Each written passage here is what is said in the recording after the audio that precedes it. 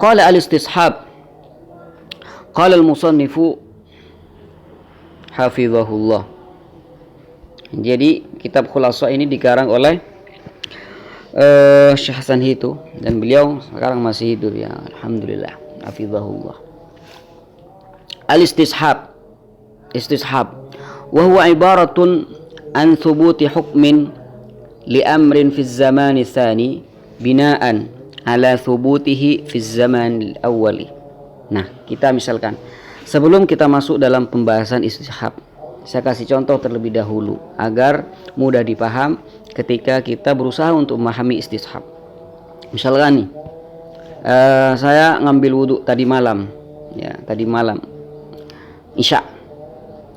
Sampai sekarang saya masih belum tidur, dan saya mungkin saya tidak ingat bahwasanya saya hadas, ya, sampai sekarang. Nah, sekarang posisi saya sekarang, apakah saya punya wudhu atau tidak? Maka kita mengambil hukum asal. Ya, tadi malam kan saya punya wudhu, dan saya tidak ingat saya itu hadas, saya tidak tidur dari tadi malam. Berarti sampai sekarang saya masih punya wudhu. Nah, itu arti dari istishab. Jadi apa itu istishab? Ibaratun an thubuti hukmin li amrin. Thubuti hukmin, terwujudnya satu hukum. Apa hukum apa di sini? Hukum punya wudhu. Li amrin, pada wudhu ya, pada saya. Fi zaman tsani, di zaman yang kedua. Kapan zaman yang kedua? Sekarang. Kenapa? Binaan, karena bergantungan ala thubutihi, tetapnya hukum tersebut, hukum punya wudhu tersebut fi zamanil awali, di zaman yang pertama tadi Isya. Ya, itulah istishab. Jadi seakan-akan kita melanggengkan hukum yang dasar, hukum yang aslan, yang hukum yang asal kita langgengkan sampai sekarang. Kenapa? Karena tidak ada hal yang merusaknya, yaitu tidak ada muhdis, tidak ada muhdisat atau mubtilatil wudu, tidak ada mubtilatil wudu. Wa ma'nahu annahu idza arafna hukman minal ahkam, dan artinya wa ma'nahu anna idza arafna hukman minal ahkam, kalau misalkan kita mengetahui hukum suatu permasalahan, qad sabata li syai'in fi zamanil madhi, di mana hukum tersebut itu sudah menetap di zaman yang lampau. Contoh tadi berarti kita punya wudhu di waktu sholat Isya. Walam yadhhar lana ma yadullu ala adamihi, dan tidak ada dalil yang menunjukkan bahwasanya wudhu kita itu hilang. Ya, kita tidak merasa hadas, dan kita itu begadang, tidak tidur sama sekali dari tadi malam sampai sekarang.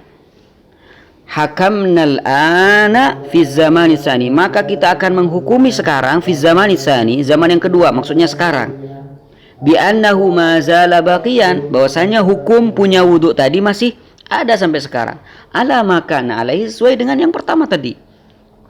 Jadi kita tidak bisa menghukumi kita sudah tidak bersuci lagi, ya, tidak punya wudhu lagi, hatta yaqumad dalilu ala adamihi aw taghayyuri, sampai kita temukan dalil bahwasanya hukum tersebut sudah hilang. Baru kita kalau sudah yakin, wah nih tadi saya kentut misalkan, nah berarti sudah ada keyakinan di sana. Ya. Jadi ini arti mudah dalam istishab. Contoh nih, ini beliau akan memberikan satu contoh. Wadzalika, ya, wadzalika kama law malaka insanun baitan bisyira. Misalkan ada orang punya rumah, dia beli rumah mundu sanatain, mundu sinin, ya, beberapa tahun yang lalu dia membeli rumah ini. Fa inna, maka kita sekarang nahkumu lahul yauma bimilkil bait, maka kita sekarang menghukumi bahwasanya orang tersebut tetap memiliki rumah yang sudah dibeli tahun-tahun yang lalu. Binaan ala thubuti hadzal hukmi sabiqan, karena berdasar hukum atau hukum memiliki rumah tadi sudah ada di zaman yang lampau. Wala yantafi anhul milk, dan kepemilikannya itu tidak hilang. Illa idza qama dalilun ala annahu qad intafa anhu, kecuali kalau misalkan sudah ada dalil bahwasanya rumah ini tidak lagi milik dia. Contohnya bi bai'ihi li ghairihi, misalkan ya 3 hari yang lalu dia pernah dia sudah menjualnya pada orang lain. Baru kalau kita sudah punya dalil akan perpindahan kepemilikan ini, baru kita hukumi bahwasanya dia tidak lagi punya rumah ini. Jadi kalau selagi masih tidak ada dalil yang merubahnya, maka kita tetap mengambil istishab. Wa minhu, di antara contoh dari istishab yang masyhur ini merupakan istishab masyhur yang dicontohkan oleh para ulama di kitab-kitab fikih. Wa minhu, dan di antara contoh dari istishab adalah ma yatra'u min syakkin ba'da yakin. Apabila ada keraguan setelah adanya keyakinan. Ada keraguan setelah adanya keyakinan. Ini yang banyak terjadi. Ya, biasanya orang-orang yang tidak paham tidak memahami akan hal ini, ngambil wudhu lagi. Contoh misalkan tadi di sholat yang pertama dia punya wudhu, tapi sekarang dia ragu karena dia tidak mengetahui hukumnya, dia ngambil wudhu lagi, meyakini bahwasanya mungkin hati-hatilah gitu, padahal dia agak paham.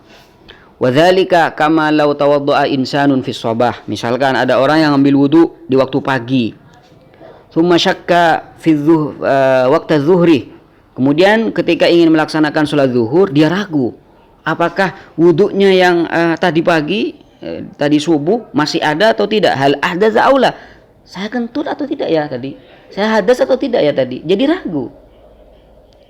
Bagaimana hukumnya? Apakah dia harus mengambil wudhu lagi? Tidak. Terus gimana? Fa innana nahkumu lahu bil wudhu'il an, maka kita hukumi bahwasanya orang tersebut punya wudhu sekarang. Kenapa? Binaan ala yakin bitsubutihi fi zamanil awal, karena dia sudah yakin bahwasanya tadi pagi di waktu subuh dia yakin bahwasanya dia ngambil wudhu dan dia punya wudhu di waktu pagi 100%. Wa syakkul hadis la yu'athir fi hadzal yakin, dan keraguan yang baru tadi terjadi itu sama sekali tidak berpengaruh dalam keyakinan. Maka ada kaidah fikih asyakku al-yaqinu la yuzalu bisyak. Keyakinan tidak bisa dihilangkan dengan keraguan. Keyakinan tidak bisa dihilangkan dengan adanya keraguan, dan ini banyak sekali contoh-contohnya dalam fikih. Oleh karenanya al-yaqin la yuzalu bisyak merupakan kaidah terbesar yang bersumber dari kaidah tersebut ribuan permasalahan. Dan yang belajar kaidah fikih insyaallah ini lebih memahami dalam hal ini. Dan contohnya sangat banyak. Wa huwa al-mu'abbar anhu indahum, wa huwa istishab al-mu'abbar anhu indahum bi istishabil asl. Ini yang dimaksud dengan istishab al-asl wa tarhi syak, dan membuang keraguan tersebut, wa baqa'u ma kana ala ma kana alaihi. Jadi menetapkan yang asal, yang hukum sesuai dengan asalnya. Al-aslu baqa'u ma kana ala ma kana. Ini juga termasuk kaidah fikih. Apakah istishab ini bisa dijadikan hujjah? Istishab apakah bisa dikatakan hujjah? Wal istishabu hujjatun wa dalilun inda jamaahiri ulama'il usul.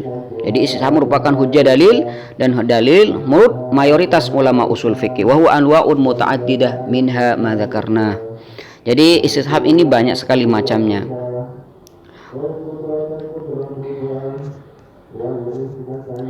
Kalau amma istishabul asli, di sini juga ada istishab asal namanya. Kalau yang tadi istishab masyhur. Wa amma istishabul asl inda adami dalil syar'i fa huwa hujjatun indal jami'. Apa maksud dari istishabul asal? Jadi istishabul asal ini kita mengambil hukum asal. Contoh nih, puasa Rajab wajib atau tidak? Nah, misalkan puasa Rajab wajib atau tidak? Al-aslu fil asya, pada dasarnya tidak ada kewajiban. Berarti pada hukum asal, ya hukum asalnya puasa Rajab tidak ada. Kemudian para mujtahid mencari apakah ada hukum wajib pada puasa Rajab. Ternyata ulama mujtahid mencari-cari akan dalil yang mewajibkan puasa Rajab, tapi mereka tidak menemukan dalilnya. Mereka sudah mengeluarkan dan memberikan semua kemampuan mereka untuk mencari dalil tersebut, akan tetapi mereka tidak menemukan dalilnya, sehingga mereka menghukumi bahwasannya puasa Rajab itu hukumnya tidak wajib. Kenapa? Berdasar pada hukum asal. Maka ini yang dimaksud dengan istishabul aslih inda jumhuri ulama al-usuliyin. Inda adami dalil syar'i, ketika tidak ada dalil syar'i, fahuwa hujjatun indal jami', dan ini bisa dijadikan hujjah menurut semua atau mayoritas ulama. Berikut adalah contohnya. Wadzalika, contohnya adalah